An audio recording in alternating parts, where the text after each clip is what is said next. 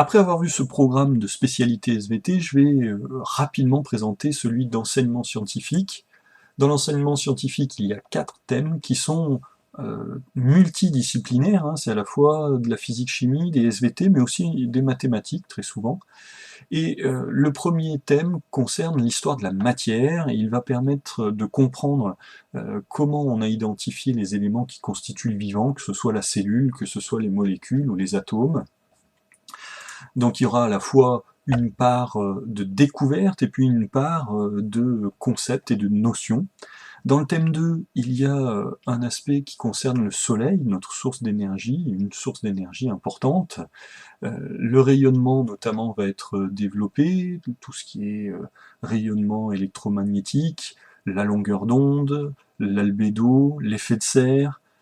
Il y a aussi en biologie un certain nombre d'éléments qui sont fondamentaux par rapport à l'énergie solaire et en particulier la photosynthèse.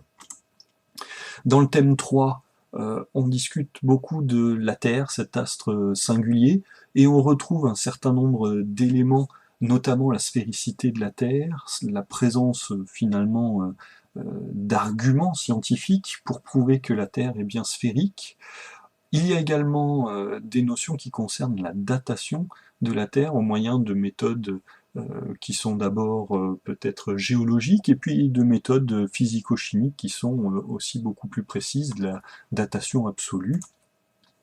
Et puis enfin, le dernier thème concerne le son et la musique, avec notamment ce qu'est le son, avec l'étude des ondes sonores, de leur compression au format MP3 par exemple, et puis le fonctionnement de l'oreille, mais aussi du cerveau, hein, puisque l'oreille va permettre de capter les ondes sonores, mais ensuite il faudra les décoder au moyen du cerveau.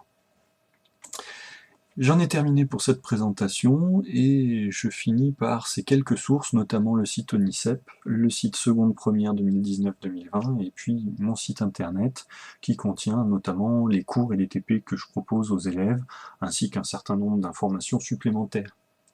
Je vous remercie et je vous souhaite une très bonne journée.